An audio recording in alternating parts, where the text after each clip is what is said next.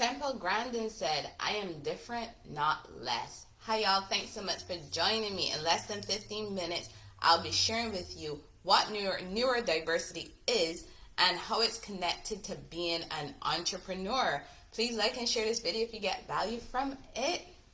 And if you're listening to it on the replay, you can type #replay.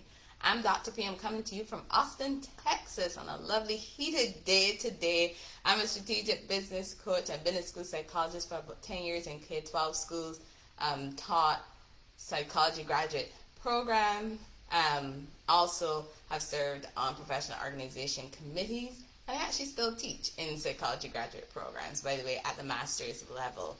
So Temple Grandin said, I am not different. I am different, not less. Sorry. And to me, that's a very important quote to bear in mind. And I'm going to share with you why it's so important for today's topic. So for me, it wasn't until I got to graduate school that I found out that what I was experiencing with reading and doing math wasn't just a challenge for me, but that there was a name for it. I mean, I really didn't know. And I also remember really not liking school. I mean, I really did like school. And when I was growing up, most of it was because of the challenge of reading information that was on the page and really trying to understand what was actually written down, because things kind of danced around and moved around. And when I read it, it never made sense to me. And then I reread it and it was something else. And even like in doing math, you know, you have to do the lining up for your numbers when you're doing certain equations, or even reading the problem to really pull out what was the different things you should actually be included in your equation. So those things were a little challenging for me, and I knew that it was different, but it was really hard to explain that difference. I mean, as a child, it really is hard to explain that difference to others. But I was so fortunate. I have amazing parents, and they believed in me and they supported me. Hi, thanks for joining on Facebook. Just talking about neurodiversity and what that means to us as entrepreneurs. And you can say hi and where you're joining from. So I was just talking about an experience I had when I was growing up and realizing how difficult school was for me. But my parents believed in me, and they made sure to get me lessons, right? And we call it lessons in Barbados. Here in the U.S., we call it tutoring, right? So they made sure to get me some tutoring to help me. But here's the thing, though. Not all these tutors were helpful. Some of them, I really didn't connect with them. I didn't understand what they were teaching me. And, you know, I became frustrated. And again, it wasn't until I got to graduate school that I found out why some tutors and teachers were not helpful for me, and why others made learning so easy. And it really is helping me out now as a business owner. Knowing what I know now is really helping me out as a business owner. Growing up, yeah, I had challenges, and along the way I was able to overcome those challenges. Didn't understand what exactly was the challenge I was overcoming until I got to grad school, and it really started to make sense to me. Hi Learnly, thanks for joining. Talking about neurodiverse individuals and how that relates to being an entrepreneur. And I was just sharing a little bit about some experiences that I had when I was growing up, you know, and that has led me to where I am. Because at the end of the day, when you learn differently, you can tell that you're different from others around you. But as a child, like I said earlier, it's really hard to even explain how you're different to others. And sometimes you don't even want to explain that to others because you want to be just fitting in. So here's my question to you as an entrepreneur. Have you heard about neurodiversity, right? Or have you heard about neurodiverse entrepreneurs and business owners? Because it is a term that I'm sure you probably heard in the news, or you probably saw in a news article somewhere as you're flipping through your social media, because it is something that is present in our society. And that's why I wanted to share about this in this video today. You know, what neurodiversity is and the connection to being an entrepreneur. And I have worked with colleagues who are neurodiverse. And as a school psychologist, I work with individuals, children and adolescents who were neurodiverse. And they're going to become the entrepreneurs of the future. They really are. So this is something that's very passionate to me. And guess what? As a business coach and consultant, I am networking with others, and I am seeing the neurodiversity in business owners today. And not just in Austin, Texas, but I do network with individuals across the world. And I'm also working with individuals who are neurodiverse, and their perspective, what they bring to the table is so amazing. And I can see why they started their business, right? And how they're getting their team motivated. I could really see it. And that's why I really wanted to share about this, just in case you were unfamiliar with what neurodiversity is and what it means to be an entrepreneur. So there's an article on WebMD that talks about what neurodiversity is. It was written by Kerry Wigington. And in that article, Kerry mentioned Judy Singer. By the way, Judy Singer was a sociologist who also has autism. And she started using the word neurodiversity in the 1990s, right? And the concept of neurodiversity really includes, recognizing that certain developmental disorders are normal variations in the brain. And that individuals who are neurodiverse, with these normal variations, they possess certain strengths and other features as well. There are some people out there that look at neurodiverse individuals and see a disability, a disabling condition first, versus the strengths that they bring to the table. And the strengths that you bring to the table when you look at the world differently shouldn't be overlooked. People shouldn't be focused on, the negative. Designs by Igesi. Thanks so much for joining this on Instagram, talking about being neurodiverse and being an entrepreneur. And I shared a little bit about my background at the beginning. For me, as I went through school, I struggled with it, right? But I didn't understand what it really was until I got to graduate school. I really, really didn't understand until I got to graduate school. Learn Lead, thinking of it, learning enabled. I like that. Learning enabled. That's a good tagline. We can talk more about that being your tagline. Because when you look at the world differently, when you learn differently, and you're not quite sure how, or what makes you different, it could be a struggle. But when you start to realize what qualities you have, the strengths that you have that you bring to the table, it is amazing. So here's what I learned about myself in graduate school. I learned that issue I was having with reading, with looking at words and seeing them dance all over, and it looks as though the lines moved around, and a couple letters I would reverse every now and then, and still do, and I struggle with that. And I realized I was having qualities that people refer to as dyslexia.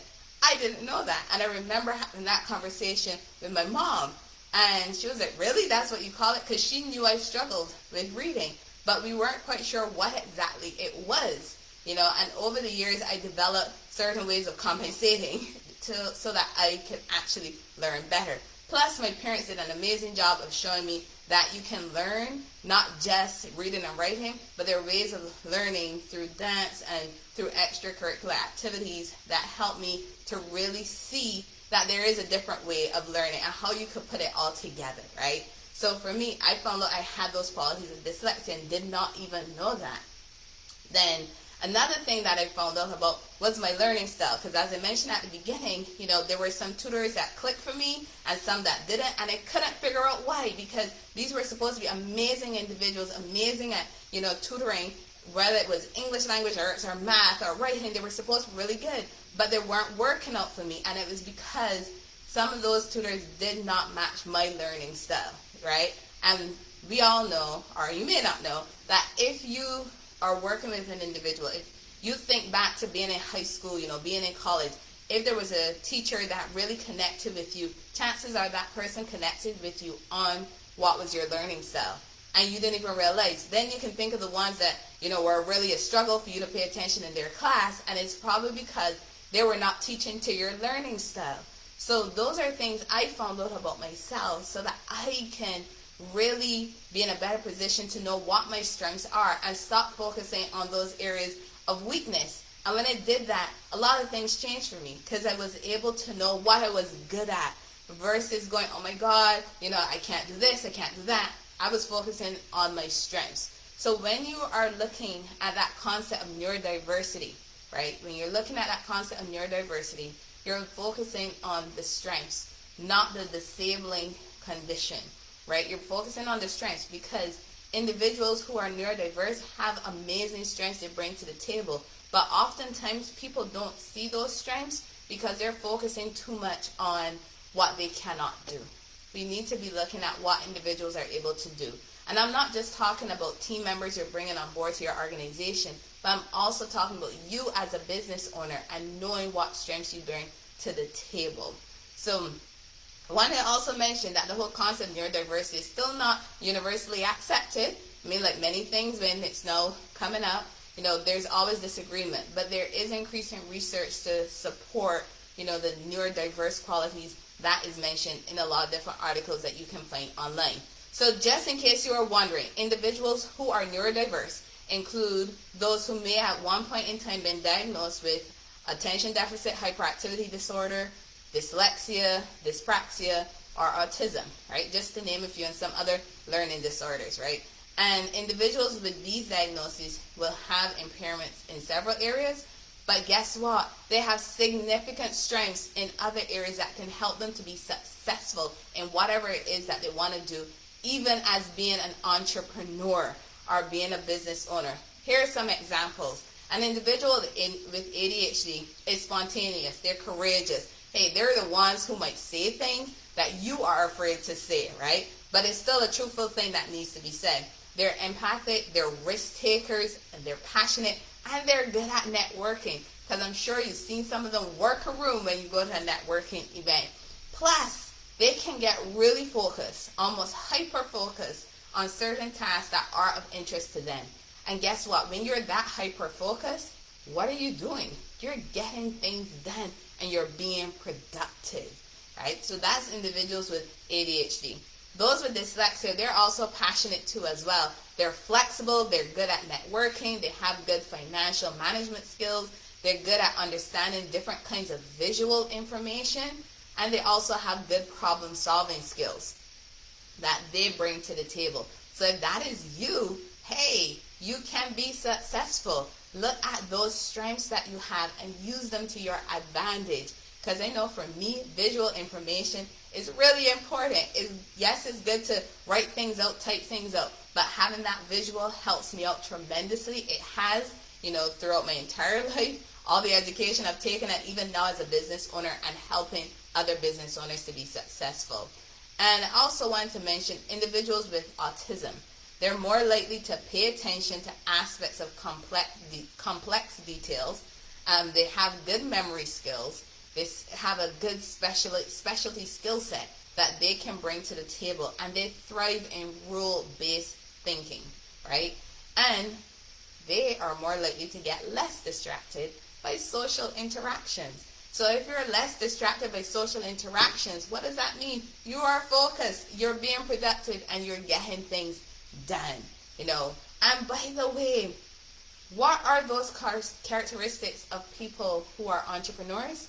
I think if you read it, you'll find out they're passionate about what they're doing. They're risk takers. They're flexible. They have good networking skills, good financial management skills.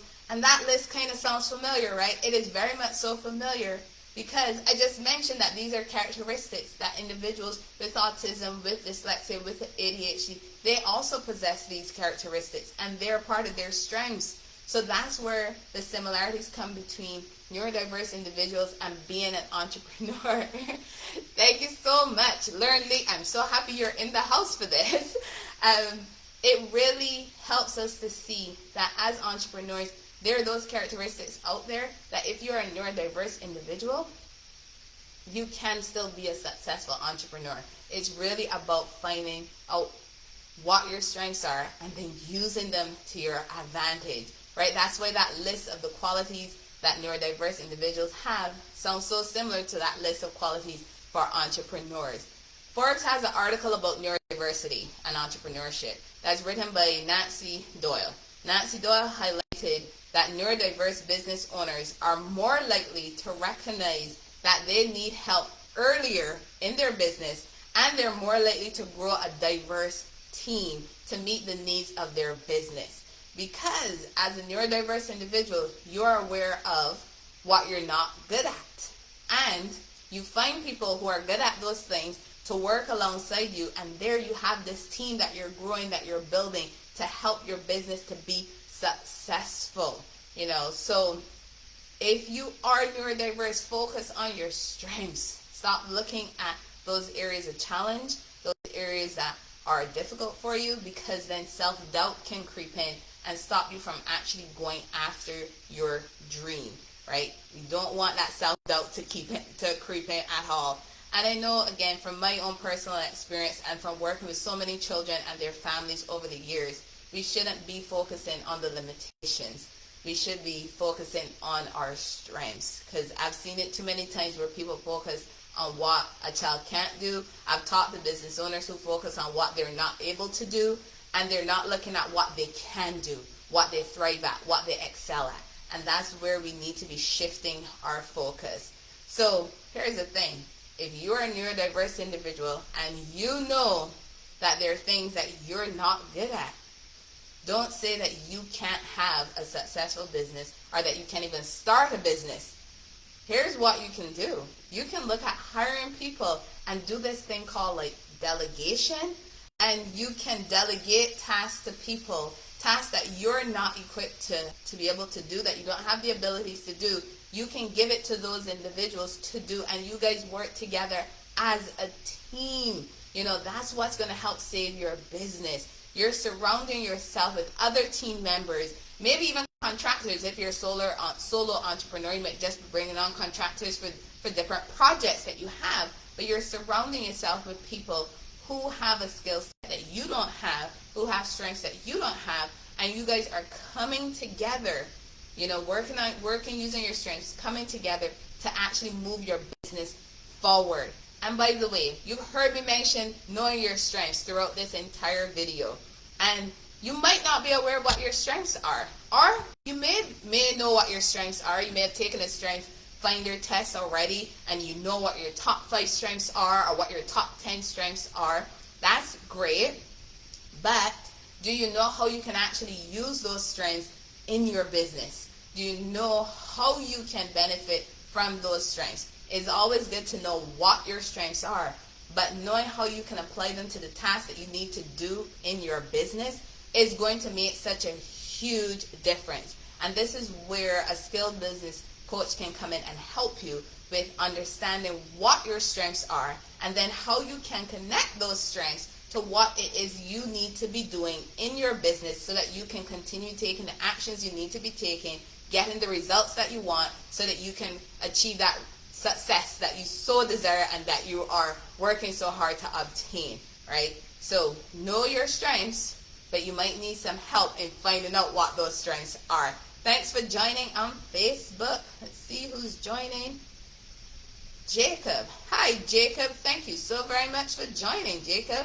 Just talking about being neurodiverse and being an entrepreneur, and I'm actually wrapping up and coming to the end. So Jacob, you can go back and watch it on the replay. The take-home message is this. You may be a neurodiverse individual. That doesn't mean you're not going to be successful as an entrepreneur, right? It just means that you have to identify what your strengths are, use those strengths, and keep using them and pushing forward to be a successful, amazing entrepreneur. You started your business for a reason. You have a solution that you can use to solve people's problems. So don't give up on your business. Thank you so very much for joining me. I'm Dr. Priscilla Kusa with Priscilla Kusa Consulting Solutions. Until next time, remember, solutions plus actions equals results. Bye, y'all.